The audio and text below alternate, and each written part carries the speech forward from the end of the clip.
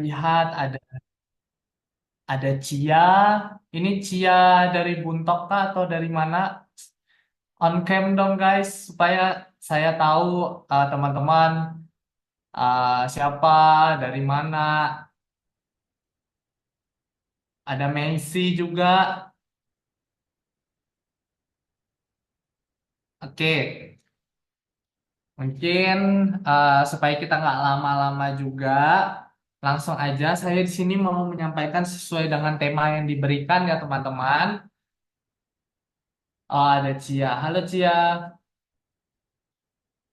Oke, kita saya mau kita belajar firman Tuhan mengenai tentang tema yang diberikan pada hari ini yaitu dampak ketaatan. Bener nggak, Pastor Agate? Saya takut salah. Iya, dampak ketaatan. Oke, di sini mari kita sama-sama buka Alkitab kita dalam Kisah Para Rasul 9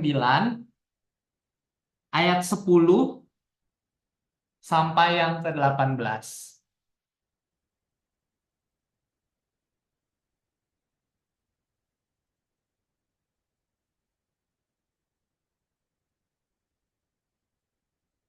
Sudah menemukankah teman-teman semua?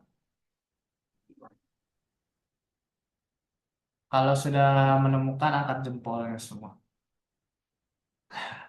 Oke, saya mau minta tolong siapa ya yang membacakannya?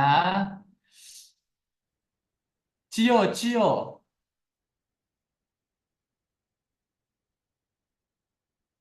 Cio, apakah ada? Adalah harusnya Cio. Tadi kelihatan on cam dia.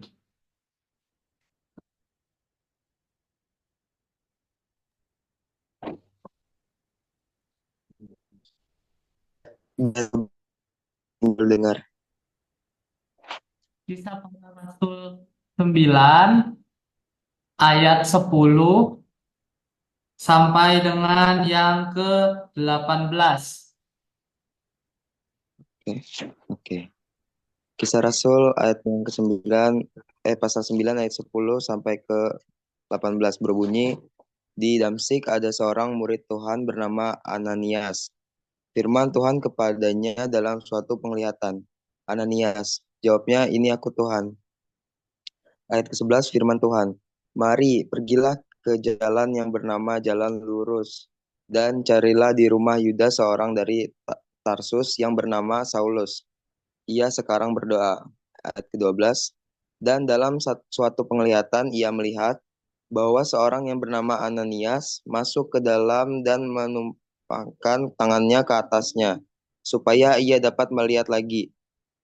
Ayat 13, jawab Ananias, Tuhan, dari banyak orang telah kudengar tentang orang itu, betapa banyaknya kejahatan yang dilakukannya terhadap orang-orang kudus-Mu di Yerusalem. Ayat ke-14, dan ia datang kemari dengan kuasa penuh dari imam-imam, kepala untuk menangkap semua orang yang memanggil namamu. Ayat ke-15, tetapi firman Tuhan kepadanya, pergilah sebab orang-orang ini adalah alat pilihan bagiku untuk memberitakan namaku kepada bangsa-bangsa lain serta raja-raja dan orang-orang Israel. Ayat ke-16, aku sendiri akan menunjukkan kepadanya betapa banyak penderitaan yang harus ia tanggung oleh karena namaku. Ayat ke-17, lalu pergilah Ananias ke situ dan masuk ke rumah itu. Ia menumpangkan tangannya ke atas Saulus. Katanya, Saulus, saudaraku, Tuhan Yesus, yang telah menampakkan diri kepadamu di jalan yang engkau lalui, telah menyuruh aku kepadamu supaya engkau dapat melihat lagi dan penuh dengan Roh Kudus. Ayat ke-18. Dan seketika itu juga sholat sehingga ia dapat melihat lagi. Ia bangun lalu dibaptis. Oke, terima kasih Kakak Cio untuk pembacaan firman Tuhannya. Nah, di sini teman-teman, saya mau mengajak kita semua untuk belajar dari satu tokoh yang cukup tidak terkenal ya, cukup tidak memiliki nama, di Alkitab, yaitu Ananias. Gitu. Mungkin di sini saya mau tanya, teman-teman, apakah pernah mendengar mungkin di sekolah minggu atau dimanapun ya teman-teman, mengenai tokoh Ananias yang ada dalam kisah para rasul ini? Bukan yang ada Ananias dan Safira yang itu bukan ya teman-teman, yang ini yang ada di dalam kisah para rasul ini. Saya mau tanya, apakah teman-teman di sini pernah mendengar tentang satu tokoh Alkitab yang bernama Ananias ini?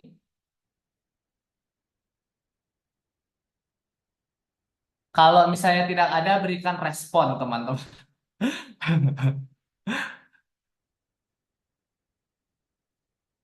Nggak ada ya.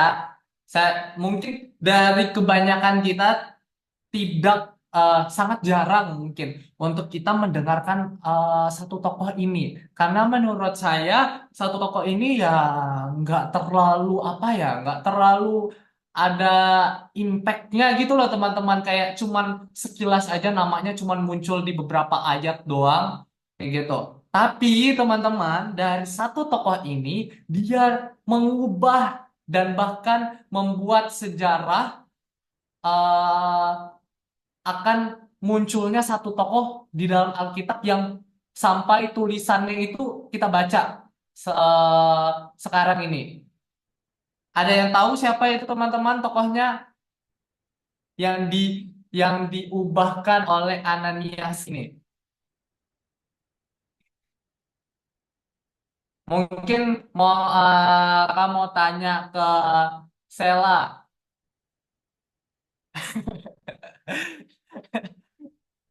Sel, siapa siapa yang siapa tokoh siapa yang di dalam Alkitab ini yang dalam bacaan kita ini tadi yang diubahkan oleh Ananias.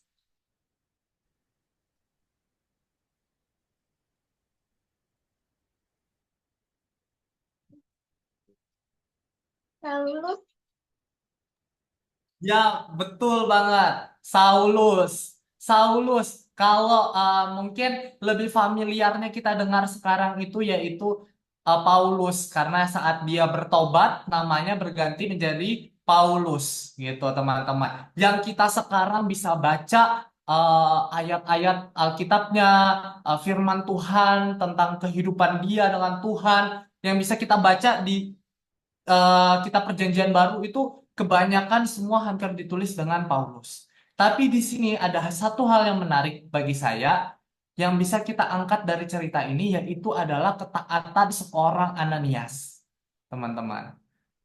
Di sini saya kayak eh, dapat beberapa poin saat saya baca Alkitab ini dan jujur teman-teman saya baca Alkitab ini bukan baru ini teman-teman tapi saya baca ini pas saya masih di asrama saya dapat pewahyuan ini kayak saya dapat di asrama terus saya catat gitu terus tadi saya dapat kemarin dapat info kalau misalnya saya yang menyampaikan firman Tuhan, saya ingat lagi, terus tadi pagi saya jalan mau kerja gitu kan teman-teman, saya ingat saya pernah dapat ayat ini, kayak Tuhan tiba-tiba singkapkan aja gitu di hati saya. Terus pas pulang kerja tadi saya buka-buka lagi buku catatan saya gitu kan teman-teman, nemu ini apa namanya ayat ini dan menurut saya ini bukan satu betulan tapi memang Tuhan sudah berikan gitu ya teman-teman untuk kita sama-sama belajar pada malam hari ini. Ah, ada beberapa poin yang saya catat, teman-teman, yang kita bisa belajar dari Ananias. Yang pertama itu adalah Ananias ini bisa aja cuma mendengar, teman-teman, tetapi dia juga bisa loh tidak taat dengan Tuhan pada waktu itu. Jadi saya kasih tahu dulu ya teman-teman, kondisinya pada waktu itu. Pada waktu itu, saatnya gimana ya, di Damsyik itu pada waktu itu memang benar-benar lagi chaos. Chaosnya itu kenapa? Ya karena si Saulus.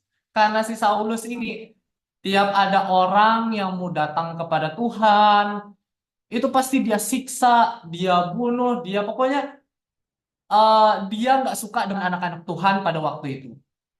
Jadi eh, dia pasti akan membunuh, dia akan pasti menyiksa orang-orang yang mau datang ke Tuhan pada saat waktu itu. Nah, pada waktu itu Tuhan juga uh, ada ada proses dalam kehidupan Saulus sehingga Tuhan membuat matanya dia tidak bisa melihat lagi dan dia akhirnya buta teman-teman dan dia tidak bisa melihat dan di situ ya bisa dibilang Saulus jadinya ngedown gitu dan dia dapat penglihatan daripada Tuhan bahwa dia akan ditumpangi tangan dengan seseorang dari Damsyik yang bernama Ananias gitu intinya teman-teman. Nah, ada satu hal yang menurut saya eh, keren dari Ananias yaitu dia lagi ngelihat nih kondisi di mana ini Saulus nih bukan orang baik loh Tuhan. Saulus ini nggak harus untuk diampuni. Saulus ini sebaiknya dia kan Tuhan langsung bunuh aja, langsung Tuhan akhiri hidupnya dan sudah kelar semuanya. Orang-orang yang takut akan Tuhan akan lebih banyak datang lagi tanpa disiksa, tanpa diapa. Kalau misalnya dia meninggal, misalnya gitu. Tapi pada waktu itu Saulus, Ananias tidak berpikir itu teman-teman.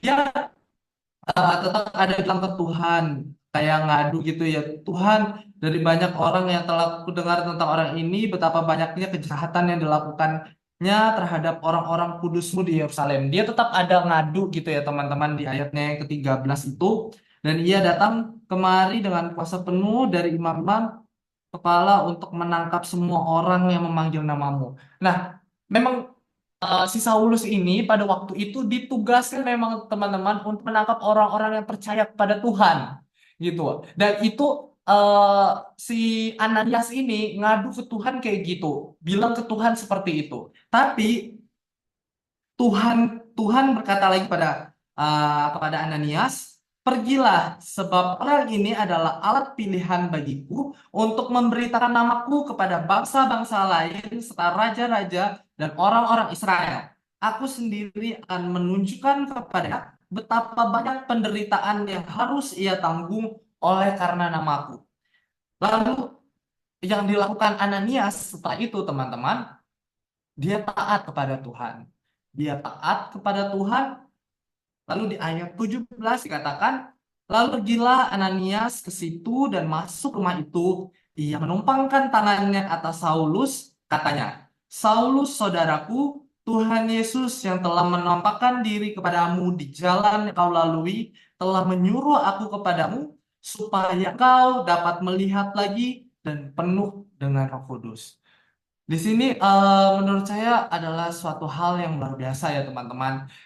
Ananias mendengarkan suara Tuhan dan dia taat akan suara Tuhan itu.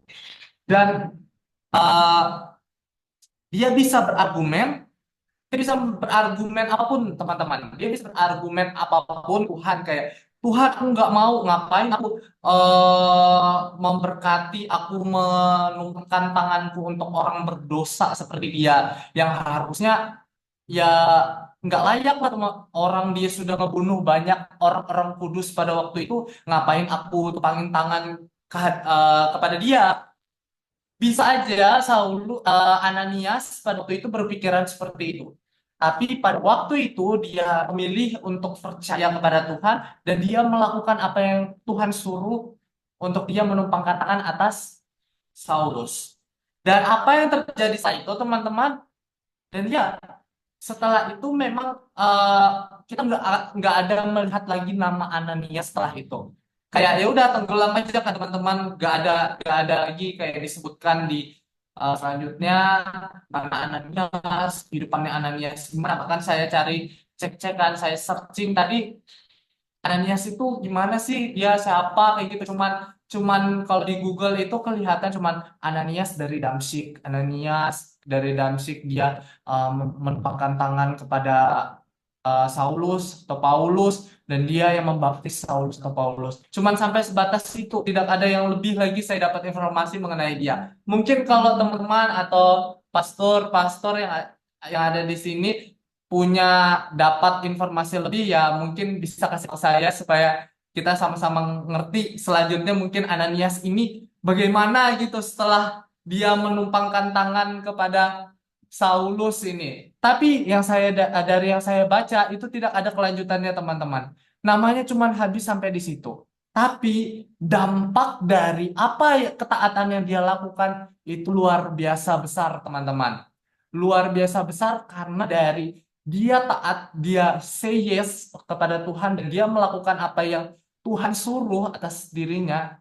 Ada satu tokoh Alkitab yang dia lahirkan dari ketaatannya dia itu, yaitu yang kita sekarang dengar itu yang paling sering kita eh, kenal lah gitu ya teman-teman, yaitu Paulus yang menulis banyak kitab-kitab dalam Perjanjian Baru dan orangnya benar-benar dipakai Tuhan sampai akhir hidupnya dia tetap melayani Tuhan dan bahkan dia melahirkan lagi banyak eh, orang-orang hebat, tokoh-tokoh Alkitab hebat yang kita bisa baca dalam Perjanjian Baru gitu teman-teman. So dampak dari Ananias taat ke Tuhan itu sangat luar biasa teman-teman.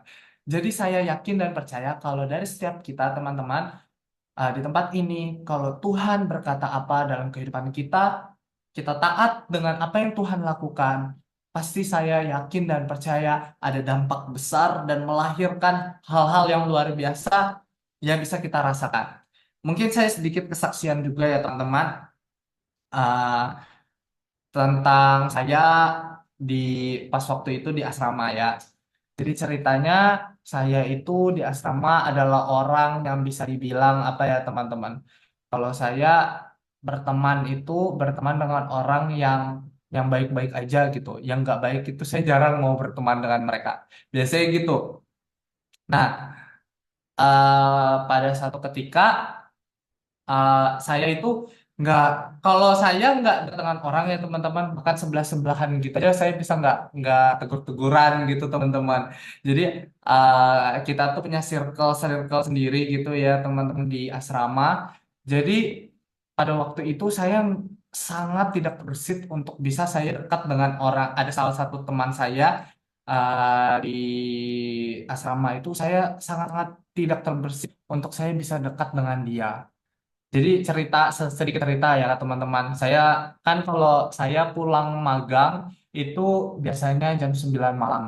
Terus dijemput pakai di sekolah gitu. Saya keliling lagi, masih belum pulang, keliling lagi itu dengan untuk jemput teman-teman yang lain gitu, yang magang di hotel, yang magang di kafe-kafe gitu. Jadi saya ikut teman-teman untuk jemput teman-teman yang lain gitu. Suatu ketika saya pada waktu itu dengan teman-teman yang lain itu singgah di tempat magang teman saya yang paling terakhir lah gitu dijemput. Terus kayak kita lama nunggu gitu kan teman-teman. Terus kita iseng lah ngide ada tukang soto lewat pada waktu itu. Tukang soto lewat terus kita beli sotonya. Makan makan makan kepedesan. Terus kita minta minum kan teman-teman minta minum ke teman kita yang masih magang ini. Terus kayak disuruh masuk lah akhirnya ke kafenya itu. Di situ saya masuk dengan teman-teman saya yang lain. Terus saya melihat teman saya ada satu cowok gitu. Teman saya tuh ngerokok gitu teman-teman. Dengan bangganya dengan badan yang digagah-gagahin gitu ya kan kayak bangga banget dalam hati saya ini orang kok kayak merokok tuh kayak bangga banget gitu kayak emang lu keren bang gitu kayak kayak ya pada waktu itu saya melihat kayak ih ini orang kayak apa ya sok-sokan banget gitu terus di situ saya mikir ini saya mau laporin kah ke pembina atau enggak ya udahlah nggak usah laporin biarin aja kayak gitu kayak ya udahlah itu hidup-hidupmu gitu tapi saya pas waktu pulang itu sebelah-sebelahan dan saya nggak ada ngomong dengan dia diam aja pokoknya hening terus tiba-tiba kayak beberapa bulan kemudian nggak tahu nggak ada angin nggak ada hujan tiba-tiba kita tuh ngobrol kayak ngomong aja gitu ngobrol ngomong cuman ngomong doang biasa kayak gitu terus lama-lama kita klik dan puji Tuhannya dari kita klik itu dia adalah orang yang menurut saya bisa pelayanan dan saya teman-teman yang lain itu pada kayak ayo pelayanan dari kelas 11 gitu kan, dari kelas 11 kelas 10 itu sebenarnya dia sudah diajakin. Tapi pas waktu diajakin itu juga dalam hati saya kayak kayak saya kan, dalam hati itu kan kita bisa ngomong apa aja ya kan teman-teman. Dalam hati saya, ngapain sih tuh orang kayak eh, diajakin kayak gitu. Toh dia juga masih kayak gini. Saya ngerti lah hidupnya gimana. Jadi ya kayak masih ada penghakiman gitu ya teman-teman dari hati saya gitu. Tapi pas lambat laun saya kenal makin dekat dengan dia. Di situ saya kayak ngerti, oh orangnya gini, oh orangnya gitu. Dan di situ saya mulai kayak lebih eh intens dan lebih kayak ke pribadi gitu loh teman-teman. Ngomong kalau bicara dengan dia lebih ke pribadi, lebih ke personal lah gitu.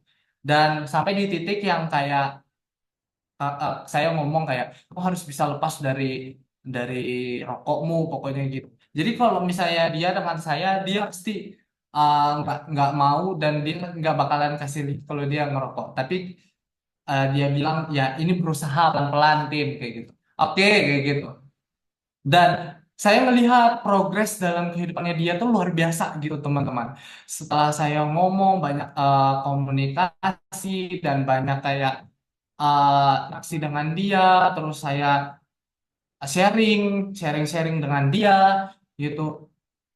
Eh, ada hal yang luar biasa yang timbul dalam hati dia dan dia dipakai kayak pas mau lulus gitu, kita yang kelas 12 yang lain itu kan kayak pada pada apa ya, pada nggak dipakai dengan sekolah, itu dia kayak dipakai terus, padahal namanya itu pas sebelumnya itu jelek gitu loh teman-teman, benar-benar track recordnya tuh jelek sampai pernah diskors dari sekolah, dan di dia harus di dapur pada waktu itu, di dapur terus berapa bulan gitu. Pokoknya namanya jelek pada waktu itu. Tapi eh Tuhan bawa dia kayak gitu teman-teman. Saya nggak bilang dari saya ya teman-teman, pasti ada faktor lain. Tapi saya yakin dari kita sharing dengan dia atau ngomong dengan dia dari kehidupan kita kayak gitu, pasti ada dampak gitu yang dia lihat bahwa ya kita bisa jadi teladan gitu teman-teman. Dan saya kalau di asrama itu tipikal orang yang kayak kalau saya ngomong A, saya harus selesai dulu dengan A itu. Jadi misalnya saya bilang ke adik-adik kelas saya, misalnya kamu kasur kalian harus rapi kayak gitu. Ya pertama-pertama itu dari saya. Jadi kasur saya harus rapi duluan. Jadi saya nggak mau ngomong kalau misalnya saya belum melakukan itu kayak gitu. Jadi kalau saya kan tugas saya juga di asrama itu inspeksi kamar kan teman-teman, inspeksi kamar. Jadi kalau misalnya saya inspeksi kamar, misalnya hari ini kasur saya belum rapi, saya nggak bakalan bilang kayak adiknya untuk kayak rapiin kasurmu kayak gitu. Saya harus rapiin dulu kasur saya, baru saya bisa bilang ke orang seperti itu, gitulah intinya.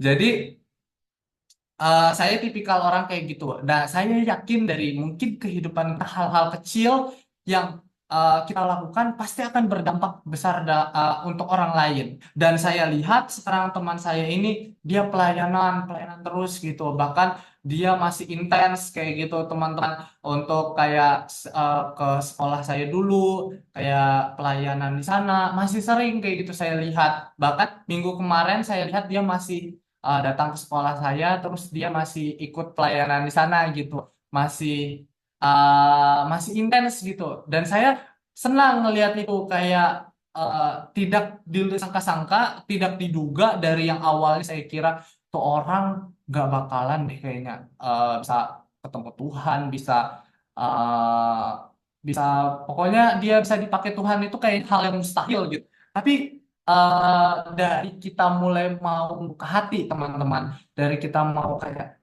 oke kita rendah hati nih, oke kita cuman bilang hey aja dulu, sapa satu orang itu mungkin, terus kita ajak ngobrol, pasti akan ada sesuatu yang besar impact-nya dalam kehidupan orang tersebut gitu teman-teman, dari kehidupan kita tentunya.